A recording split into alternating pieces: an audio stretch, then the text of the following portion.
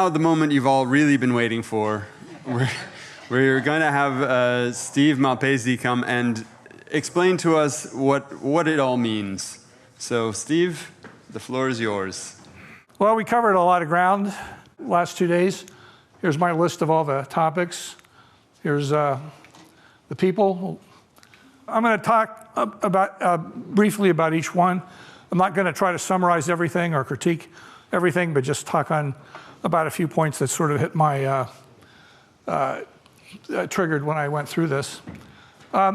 Richard, in his opening remarks, talked about the remarkable transformation in China, Shanghai in 1990, 2016. Now that's commercial real estate primarily, not housing.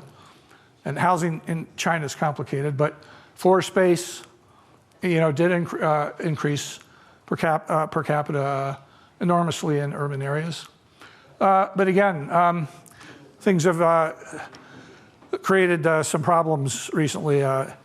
Evergrande is the company we've heard of, but the number of property companies, this creates some possible macro risks in China that we can discuss over lunch. Something else that, just Richard was setting the stage. When you see people with like gray hair or no hair, you're seeing people, like, I'll speak for myself. When I finished college, this is what the world looked like. And I started my career, a little bit after that. And the world's very different now. If you don't know this is from the Max Roser, our World in data set. These are histograms of income. And you can see how, number one, there's more people, so the histogram area is bigger, but you can see how something you can get from old people like myself is you can get some knowledge of old literature and ideas that may still have relevance that people may have forgotten. I'm going to tell you something that Bertrand once said, that every time I say he said it, he says he didn't say it, but I heard him say it. He said, when you work in the World Bank, you have to write every important paper every 3 years because nobody remembers it after 3 years. I'm not sure if it's 3 or 5, but it's a finite number and it's not very big. So we have stuff to teach you, but if you're younger, but we also, I'll speak for myself, sometimes come from a background where we haven't always completely kept up with all the changes. Another thing about to keep in mind is how diverse the world is. When I started at the World Bank, we used to talk about the third world, and that went away. It's complicated. There's no way of sort of describing, we still wrestle. What is it we're studying here? Low income and emerging markets, what's that mean? So there's a lot of diversity. What goes on in Brazil is closer to what goes on in the US than it is to what goes on in Haiti. Just a quick picture. These are going to be the 14 fastest slides I've ever gone through, and that's saying something. Just to show you what everyone in this room already knows, how diverse cities are, not just in Africa and China, the places, but basically all cities. So starting off with the slum areas to a somewhat upper. I don't know if you just call this lower middle class housing to more upgraded, newer stuff, and quite luxurious housing. Lots of economic activity of various kinds. And, a place that's like a lot of large cities, hard to govern. Okay, Vernon gave us a great keynote lecture. I got really fired up thinking about that. Now, this data is a little dated, but you can see, think about it this way. Ballpark, Sub-Saharan Africa, China, and India are 3 places that each have on the order of 1.2 billion to 1.4 billion people. And I know thinking about Sub-Saharan Africa and China as 2 units of observation is pretty weird, but let's do it for a second. And this is old data. I have to update this. I will before when I get back to Boston. But basically, we're getting to the point where China's additional urban population is starting to slow down, I believe, and Sub-Saharan Africa is like the big the big kahuna now in terms of urban. I don't know why India is quite so low. I have some theories. We can talk about those. And again, this data is probably wrong, but we're talking about urbanization and urban populations. Within some reasonable framework, time span, we're going to, hit a point where urban population growth is going to turn down. I mean, it doesn't mean cities are going to shrink. It means the rate of growth is going to slow down. Another thing, this is from Remy Jedwab and colleagues, and there's earlier data that tell the same story. We often have an image in our minds, not a very correct image, of urbanization in lower income countries as being driven all by people moving to the city. Well, in fact, there's also a lot of internal growth. And how much that balance of migration and internal growth matters varies a lot from country to country and region to region. Another image we have in our minds that we think about rural areas, we think about agriculture. Even in low-income countries, there's a lot of activity that we usually associate with cities that goes on in areas that are labeled rural. So we got to think about that a little bit. I don't know, I got so excited about these 3D graphs that Vern was putting up of density that I had to just take a snapshot and put it in there. So I'm gonna live off of those for a while. I'm not gonna say much about it given the time. So I come here not to praise Vern, but I will anyway. Among other things, his work on systems of cities got rigorous urban economics, thinking about groups of cities and how they connected in ways we never had before. His work on using night light data, again, lots of things we've picked up, and this is this building height information. What I'd like to learn more about going forward is building height and density and other things we care about are going to be correlated, but they're not going to be simply correlated. The relationship between building height and density or other things we care about like housing costs and so on, they're going to be very different in different contexts. You can have a lot of density if you go to Jakarta in a low-rise area compared to a high-rise area in Manhattan, say. Okay, elephant in the room. I threw this in because just as I was getting involved with this project, my friend Duncan McLennan sent me a report that he and some colleagues had done about the housing market and in Australia and what was happening with the interactions with the macroeconomy. And this is the cover of the report, and you can download it. So I don't know how much you're going to take Australia's experience and apply it to China or Sub-Saharan Africa, but that's certainly the best or most freaked out picture of an economics report I've ever seen. Things that people have said but didn't show the data, that real estate is 2/3 of the tangible capital stock. There's a couple sources for this. I'll just sort of slide by these. Those of you who know the Piketty book, R greater than G, I think I would debate whether that was really should be interpreted the way Piketty does, and that's another conversation. But in terms of the data, several people, including LaCava, as some of you will know, have shown that a lot of Piketty's results were driven by the housing boom up until 2006, which is when Piketty's data stopped. And then when the housing market turned down, Piketty's data looks a lot different. As he says, he's not, his recent work has been not as well known, but a little bit different story. In terms of housing and the linkages, this is US focused, but it could be connected to other places.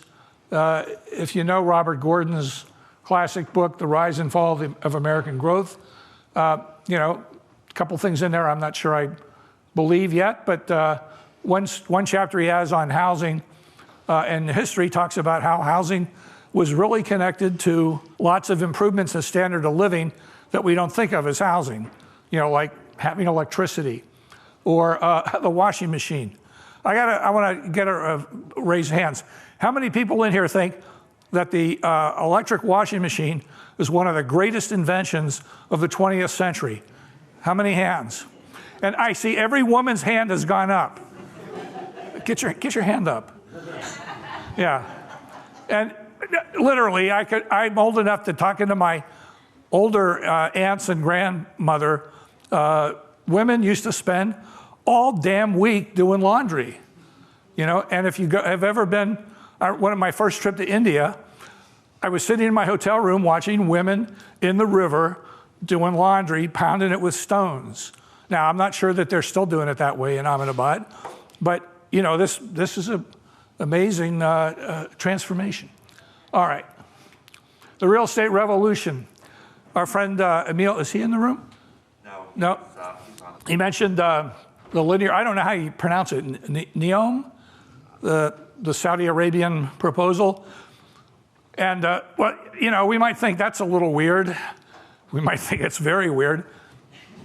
But there are lots of other sort of new city projects, some underway, some thought experiments, some have been completed. But again, when you think about real estate revolution, I'll agree that, there's some revolutions in new cities and infrastructure and so on, but there's some other real estate revolutions at the other end, like putting cement floors in and other upgrading projects. So, I guess it brings me to, thinking about a theme that I've been thinking about, Larry Hanna's been thinking about, Kesey has written about quite a bit, about, the sort of omitted middle in the housing market in many countries, where you can get stuff done at the high end. You can have housing that's very low quality, but because of property rights and infrastructure and other issues, you sort of are not getting the middle of the market taken care of. And the middle of the market is the biggest part of the market, or should be. And so I think about this as a pincer movement, moving the formal market down market, lowering costs, while you're upgrading the informal sector. So I don't see these as two things in opposition, but sort of a framework for a full policy. And the other idea is one size fits none.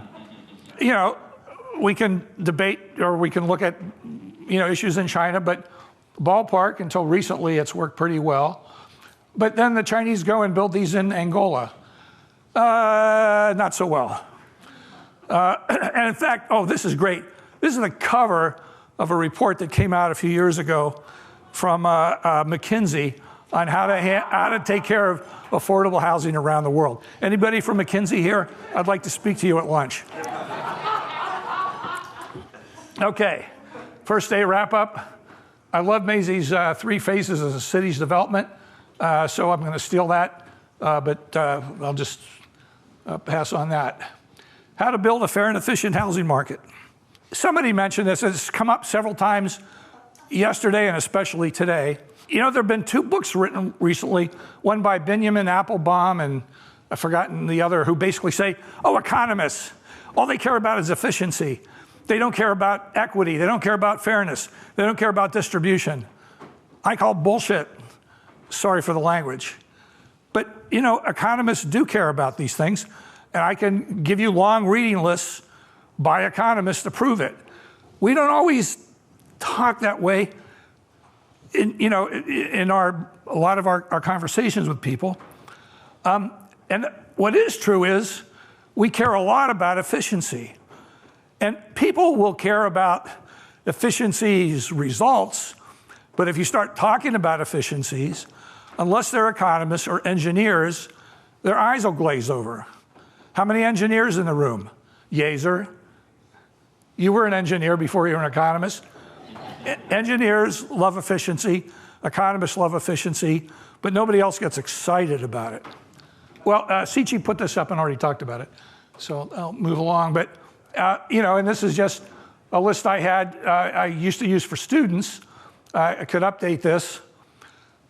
People are driven by fairness. Politics is driven by fairness. Decisions about what gets built, when other people are involved, get driven by fairness. But the problem is, it's easier to define efficiency to a first approximation than it is to decide what's fair. right? And we could elaborate on that over lunch. Coming back to that diversity around the world, and that, we used to talk about, rich or poor, first and third, whatever. Now it's sort of, you got to have some way of categorizing. And there have been several people, Ricardo Hausman has some interesting papers on this. The World Bank has recently said, well, if we have to categorize, and two's too gross, then, well, why don't we use 3? And then somebody at the bank must have raised their hand and said, why not 4? Well, 4 is better than 2. And what you see is when you take the bank's, this is a couple years old, but the sort of current 4-part division, what you see is a lot of the places that are most poor are in Africa or South Asia. A couple of places that I'd probably relabel. I think Venezuela might be in the blue now. But anyway, again, we're going to see, these are projections, but there are more recent ones I haven't been able to chart yet, see how they turn out. But basically, Sub-Saharan Africa, is the place where we're going to see urban population booming the most. I'm going to skip this for time, but if you know this chart, it's been, well, no, I'll say a word or two about it. This is very influential by a couple of analysts who were working at the bank, I believe. I don't know them. And it ended up in a World Development Report and got a lot of play. And basically, the claim was that urbanization didn't work in Sub-Saharan Africa because this correlation broke down, whereas you saw it in Asia. Well, I have a lot of trouble with claiming all of African countries are the same, even though I just sort of said that when I showed a lot of blue. But Botswana is very different from Equatorial Guinea, or again, it's a very diverse place. I'm working on a paper with Jay and our colleague Musa Diop, where we're going to try to figure some more of this stuff out in due course. So what was happening? It turns out that the benchmark years they used for their data were 1975, 1985, 1995. And as it happens, urbanization continued in Africa more or less apace before and after that period. And then here's what I was surprised to find when I looked at Africa's real GDP. Now, this is aggregate for the whole continent, and okay, fine, that's a little strange, but so they start here and they end here. So, I'm not saying their data is wrong. I'm saying that their data doesn't tell the whole story. Something for me to do for homework for next time is to see what's been happening lately, and also what we think might happen. Finance. If you don't have finance, that's part of the story of the incompleted buildings in Africa that Jay talked about earlier. And Maria already has talked about this chart. Simon and Jay are here to confirm that I had this slide written before Maria put up the wrong language, and I had the right language, but it wasn't in red. So I put it in red and bolded it so that Maria will stand corrected. I think I'd like to start a GoFundMe campaign, raise some money, get a block of stone and carve that into it, and place that saying in the lobby at 1818 H Street. Who's with me?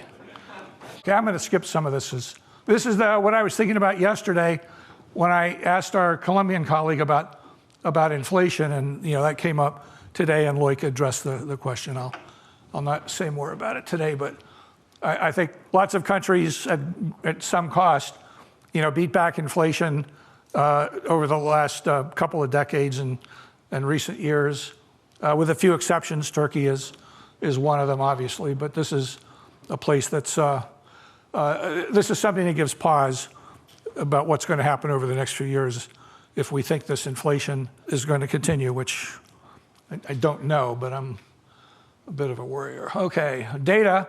I'm a fan of data. This is Eric's retired, but he was the driving force for a while, I think, behind world development indicators, which I've been using for years. I chastised Richard yesterday for not knowing about Max Roser, our world in data.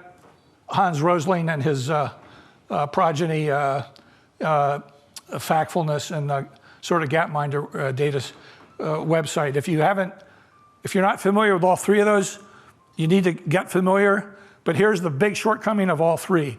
They're all three great resources. They don't have spit about housing. And that's, at some level, I think one of our goals is going to be to start to pull together data with the projects that were discussed at the last panel. I'll stop on this one for a minute. Well, let me put in a plug for HoFiNet. Is that all right? Yeah. And, maybe finding, some resources to help extend it and keep it going. In terms of housing, general housing data, living standards measurement surveys have been around for a while. They have some rudimentary stuff about housing. I'm wondering if we can mine that a little bit more. Mick in particular was talking about different ways of estimating price indexes. And what I'm going to say is, I think, going to be quite consistent with his story. There are different ways you can do these things, and you get, somewhat different results, but qualitatively the same. But the real issue is, what's your sampling frame? And this came up, with Keisha's discussion too, which is generally when you start collecting data for the first time in a country, you're going to end up going where you can find it, and that's usually not at all representative of the country. And that doesn't mean don't do it. That means be very transparent about this is what we've got, and this is what we don't got. And, over time, work to get a broader set of data that don't just, tackle an unrepresentative section of the market. Inferior statistical techniques. I'd rather have a median house price with a good data set than and Richard will confirm. I will bet I've estimated more hedonic regressions than anyone in this room, probably more than all other people in the room put together. I love hedonic regressions, but I'd rather have a median of a good data set than a wonderful hedonic, of a crappy data set. Okay, something I need to learn more about is all the new forms of data that are coming about. What are some other things we didn't discuss? Are the various things that have hit us, including COVID, again, things on the agenda that are going to quite likely spill over and affect housing markets, but sometimes we don't think about them as much as we should because we're housing people. We're not epidemiologists. We're not global strategists and the like, but we need to think about these things. And so I'll just sort of, and one issue with housing and GDP is when you lose housing in a hurricane or a war, your Haig-Simon defined income has fallen, but measured GDP doesn't. We just don't do that. But then when we build it back, it does enter. So that sort of screws up the national income accounts, and I don't know why we don't try to fix that. Well, that was sort of my reminder. I used this slide a couple of times, and people say, well, is that supposed to be you because it's an old guy? And I was like, it's supposed to be somebody listening. One thing I learned from a couple of people in this room is that when you go to a place you haven't worked before, even though you're supposed to be the expert on hedonics or surveys or cost benefit or whatever, it's good to get someplace and shut up for a while and listen.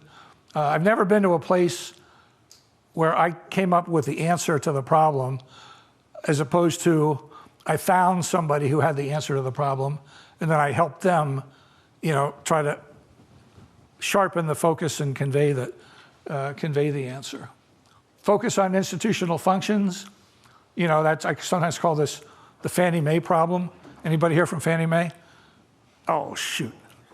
Well, that's, by the way, who speaks German? How do you say that word? Bausparkaschen?